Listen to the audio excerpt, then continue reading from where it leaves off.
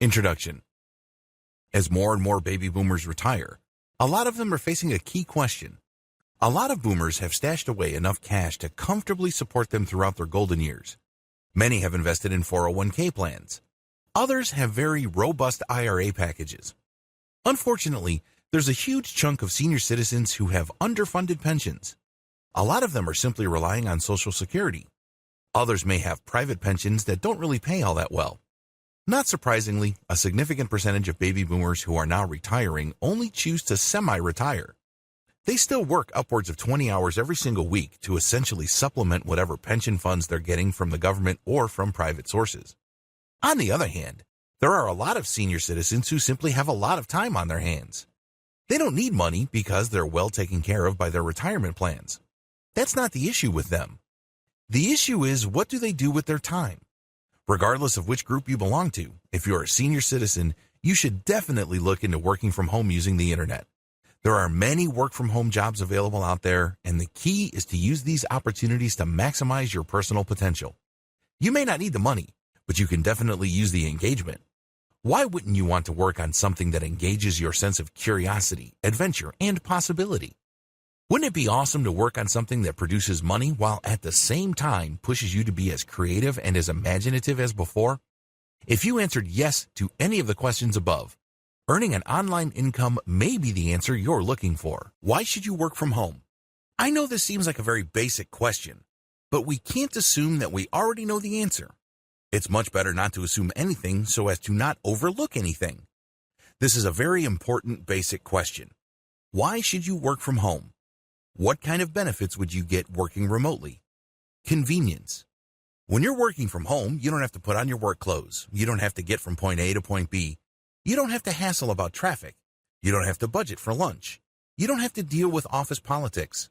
You're just dealing with work in an environment you can control. After all, you're working from the comfort of your home. Also, you save a tremendous amount of money in commutes, in lunches, and all sorts of daily hassles that the daily grind brings to the table. You exercise your brain. There is such a thing as senior citizen brain drain. If you're a baby boomer and you've been working with your brain all these years, when you retire, suddenly, all that brain activity goes off a cliff. Maybe you were upper management in your career.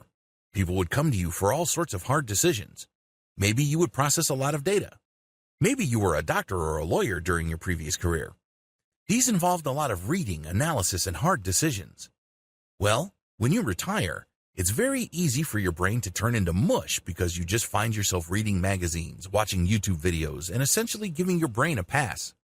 Well, when you're doing work for others from the comfort and safety of your home, you get to exercise your brain. Maybe it's not at the same intellectual intensity as before, but you're at least giving your brain something to do. You put yourself in a situation where you can remain intellectually productive and mentally sharp. The best part to all this is that your brain improves or at least maintains its functions when you learn something new. So, if you're going to work from home and you've branched into a new area that is outside your core competencies, you can bet that you are definitely giving your brain a much-needed workout. Don't disregard the money. Depending on how well your retirement has been set up, money may not even be a consideration for you. On the other hand, if you haven't saved much for retirement, money is a big deal. Regardless of how big of a factor money is to you, please understand that working from home can be lucrative. The techniques that I'm going to teach you in this training are going to step you through many different ways of making money on the internet, as well as through hybrid solutions that make online and offline platforms. The bottom line is, depending on how hard you work, depending on the kind of system that you build, and depending on how you invest your time and how your reputation shapes up, you can earn quite a bit of money. In fact, a lot of retirees easily make six figures just working from home. Now, that may not be a big deal to you because if you were particularly successful in your career, six figures is small potatoes. But in many cases, senior citizens working from home who pull down that much money actually put in very little time. Also factor in the amount of time, focus, and planning that went into producing income. You get flexibility. The great thing about working from home is you get flexibility. Personally, I love this. I have a small boy, and it's really a pleasure seeing him grow up. The great thing about becoming a parent is you get to relive your childhood through the eyes of your child.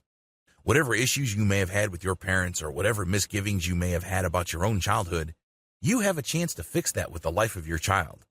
It's no surprise that parents love to say that they give their kids the opportunities that they themselves did not have. This doesn't just involve money or the ability to buy certain things. This also involves emotional and intellectual nurturing, sustenance, and cultivation. Also, you get to enjoy a very nice work-life balance when you're working from home. Your work revolves around your schedule, not the other way around. This flexibility enables you to enjoy more of what life has to offer. Working from home gives you a sense of meaning.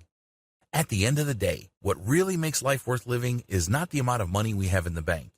It's not the amount of respect we get from others or the social status we manage to achieve. It goes beyond that. A life worth living really boils down to whether you think that there is a purpose to you living. What's the point of having a lot to live for when you have nothing to live from? It's all about purpose or a sense of meaning. When you work on your own terms, from home, you get that sense of purpose. You get rewarded for being curious. You get rewarded for breaking things up and putting them back together again and piecing the things together and connecting the dots. You ultimately get paid to learn, and it's really nothing short of beautiful when I see senior citizens that I coach professionally for online income generation regain that spark of meaning and purpose. Please understand that during your old career, it's very easy to define yourself based on your job or your title. But when you work from home, you define yourself based on the possibilities of the things you can do, and every time you produce something, you achieve a new level and you explore territory. That's a beautiful thing, because you're celebrating your growth as a human being on so many different levels. Keep the benefits above in mind if you're still on the fence about working from home. Please understand that senior citizens working from home don't just benefit financially from doing so. They stand to gain so much more. Translator. Senior citizens who know a second language or who are good in multiple languages can easily hire themselves out as online translators. There are lots of online translator programs available to senior citizens. Given the random nature of human languages, a simple mechanical one-to-one translation service like Google Translate is simply not going to cut it. There will be a lot of nuances left out. In fact, in many cases, a simply mechanical translation leaves out context, and this might produce the wrong effect. As you probably already know, context is everything. How to make even more money with translation. If you, for example, were a doctor or a nurse, you can translate medical documents, and these can pay more. Similarly, if you were a lawyer before in your old career, you can translate legal documents, and this can fetch quite a bit of money. Become an online seller. Online commerce is here and is here to stay. It's getting larger and larger. Wouldn't you want to get a nice piece of that pie? The problem with online selling. The problem with most online sellers is that they think they have to do all sorts of things to sell online. This means they have to hang on to inventory, prepay for it, store it in a warehouse, physically handle the stock, deal with returns, refunds, and all sorts of customer support headaches. On top of all this, they face a tremendous amount of competition regardless of their niche.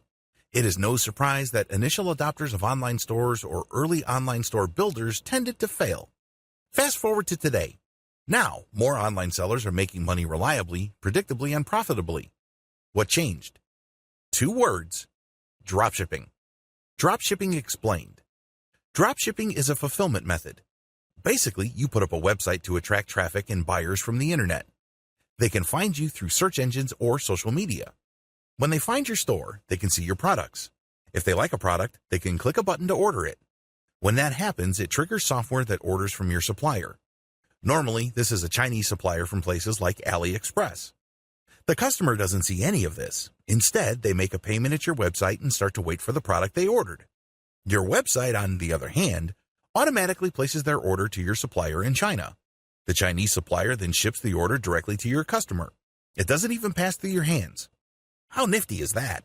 You don't have to worry about warehousing, inventory handling, or most other fulfillment headaches.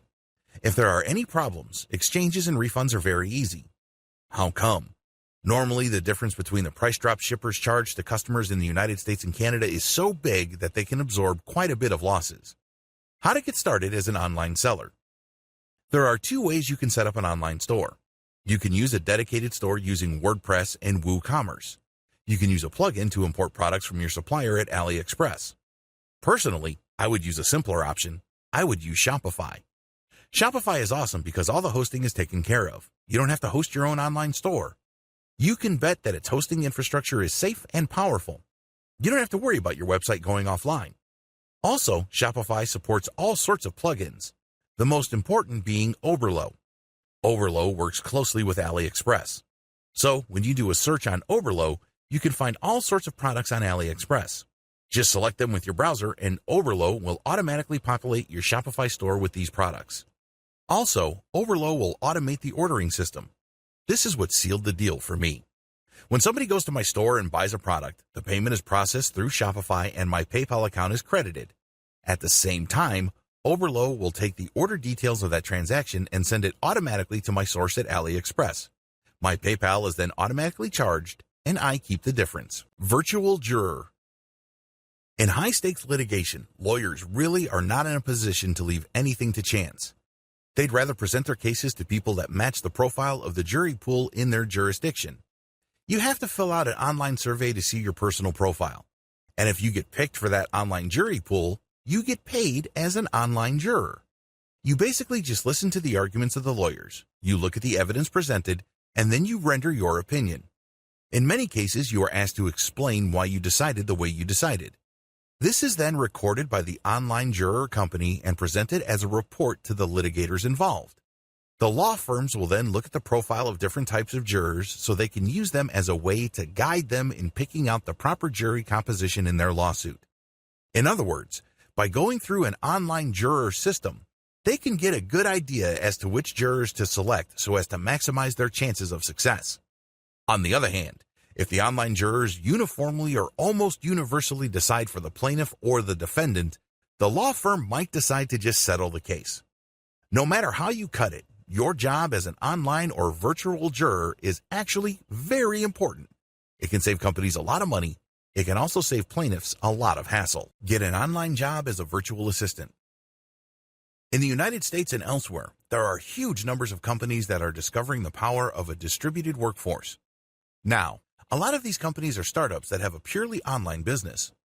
Maybe they have online stores, or they offer some sort of software service available through the web. However, interestingly enough, an increasing number of offline businesses are also turning to the internet for specialized virtual assistant services to help them find new customers, take care of digital paperwork, or do some logistical work like managing appointments, researching clients, and similar tasks. Accordingly, there is a strong demand for virtual assistants. Senior citizens can take advantage of this growing demand. This is especially true of individuals who have worked at an office before. Maybe you were an administrator, or maybe you assisted executives, or you just know your way around an office environment. The tasks involved. Virtual assistants usually just handle administrative tasks. This includes answering emails, scheduling appointments, going to travel websites and buying tickets for executives, as well as setting up all sorts of travel arrangements. Essential requirements. In terms of character traits, you need to be able to work under pressure. The pressure normally comes in the form of a deadline. You also have to have solid critical thinking skills and you have to be a self-starter. This means you don't require somebody to look over your shoulder. Your boss doesn't have to shake your cage so you can get motivated to work. At the very least, you must be able to deliver what's expected of you at the expected time. Finally, you have to have solid English communication skills. This can't be emphasized enough. You have to write and document what you did for your employer. Now, a lot of times, this is taken care of by project management software. You're given a series of assignments and you just plug in what you did and at what time and you are done. Well, it all depends on the setup. Some virtual assistant arrangements are more informal than others, while others require specialized tracking software. In fact, some virtual assistant jobs have a status check software installed on your computer. This enables your employer, with your full legal permission, to check your screen at any given time within the block of time you agreed to work. This will let them know if you're playing online poker or messing around online or actually doing the work they pay you for. Different arrangements. What I would suggest is you try to get a virtual assistant project that pays based on outcome instead of time. The problem with working on a time-based basis is that it feels like you're working at an office. Sure, you're working from the comfort and convenience of your home, but your time is severely restricted. This is made worse when your boss can check your status by checking your screen. By shifting to an outcome-based arrangement, your boss will pay you for results. The results are pretty straightforward in a typical virtual assistant arrangement.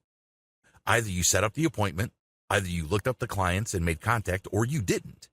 Either you booked tickets or not. These either-or situations can easily be documented. This way, you don't have to constantly watch over your shoulder and have to worry about some sort of virtual surveillance by your employer. You only need to send them the right reports at the right time.